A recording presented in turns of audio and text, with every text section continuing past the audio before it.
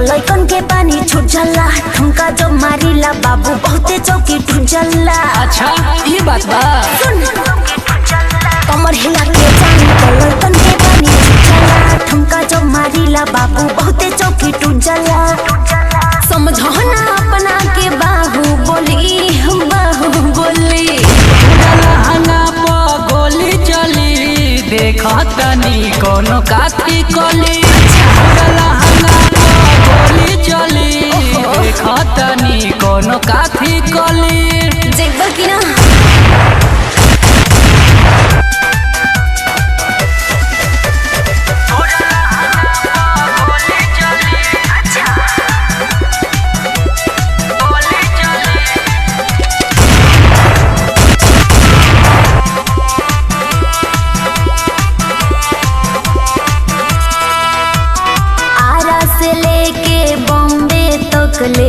हमारे बाटे चर्चा, ले जाई में टंगवा के भलही कतनो लागी खर्चा। अरे चुप रहा, तोरे पास सब धन खर्चा हो जाई।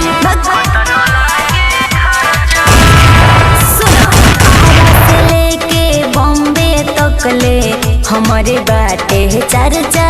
अच्छा ले जाई में टंगवा के भलही कतनो लागी खर्चा। रख दिल हम चाय के खल बोले तोरा लहंगा पर गोली चली, देखा तनी कोनो काठी कली। तोरा लहंगा पर गोली चली, देखा तनी कोनो काठी कली। ओहो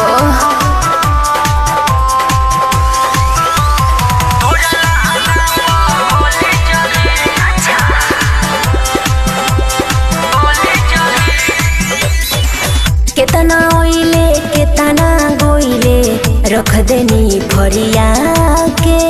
सूरज मुकेश नाम बकाफी, भूल चन धा के। बुझले बाबू। अच्छा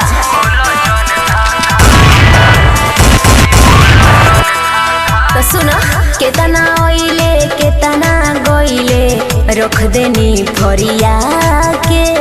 मुकेश सूरज नाम बकाफी, बोल जन धा के। पूरा जिला में हाला बा गोली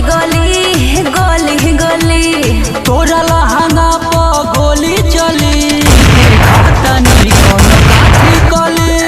तोरा लहंगा पर गोली चली, देखा तनी कोनो काठी कली।